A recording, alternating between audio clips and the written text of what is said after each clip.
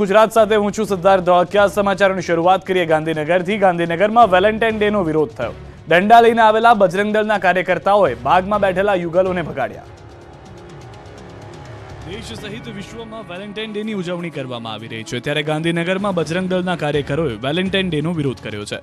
આ કાર્યકર્તાઓએ બગીચામાં બેઠેલા યુગલોને ભગાડ્યા છે, પશ્ચિમી દેશોનું અનુકરણ ન કરવાની અપીલ કરી।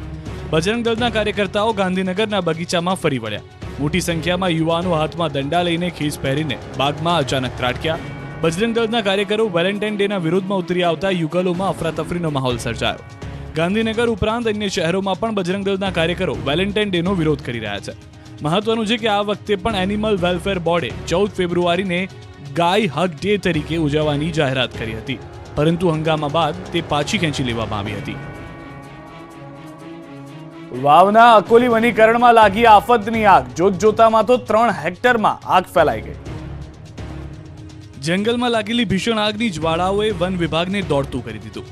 બનાસકાંઠાના વાવના આકોલી વનીકરણમાં અચાનક જ આફતની આગ ભભૂકી ઉઠી। ફોરેસ્ટ વિભાગે તૈયાર કરેલા વનીકરણમાં આગ લાગતા અફરાતફરીનો માહોલ સર્જાયો। ગણતરીના જ સમયમાં આકોલી વનીકરણના 3 હેક્ટરમાં આગ પ્રસરી જતા ફોરેસ્ટ વિભાગની ચિંતા વધી। મોટા વિસ્તારમાં આગ પ્રસરી જતા વનીકરણમાં વાવેલા છોડવાઓ બળીને ખાખ થઈ ગયા।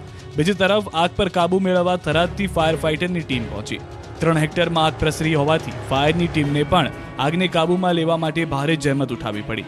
ફાયરની ટીમે પાણીનો મારો ચલાવીને આગ પર કાબુ મેળવ્યો હતો। ધસમસતા આવતા ડમ્પરે એક બાળકનો જીવ લઈ લીધો। અકસ્માતની ઘટના બાયડમાં બની।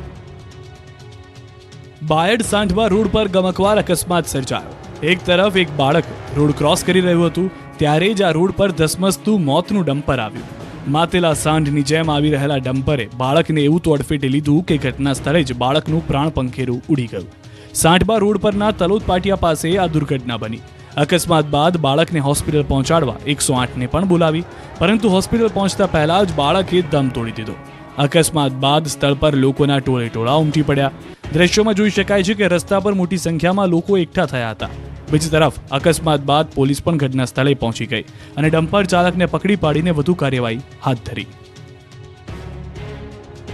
બાલ્કનીમાં ટેબલ મૂકી સાફ સફાઈ કરતી મહિલા ત્રીજા માળેથી પટકાઈ। સીસીટીવીમાં ચોંકાવનારા દ્રશ્યો।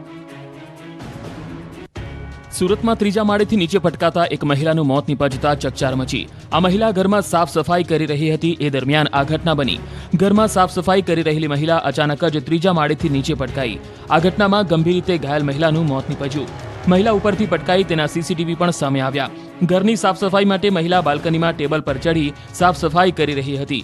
સાફ સફાઈ કરતી વેળાએ સંતુલન ગુમાવતા મહિલા ત્રીજા માળની બાલ્કનીમાંથી સીધી નીચે પટકાઈ હતી। આ સમગ્ર ઘટનાના સીસીટીવી ફૂટેજ સામે આવ્યા છે। સીસીટીવી ફૂટેજમાં હચમચાવનારી ઘટના કેદ થઈ। મહિલાના કરુણ મોતને લઈ પરિવાર શોકમાં છે। આ મામલે પોલીસે વધુ તપાસ હાથ ધરી છે।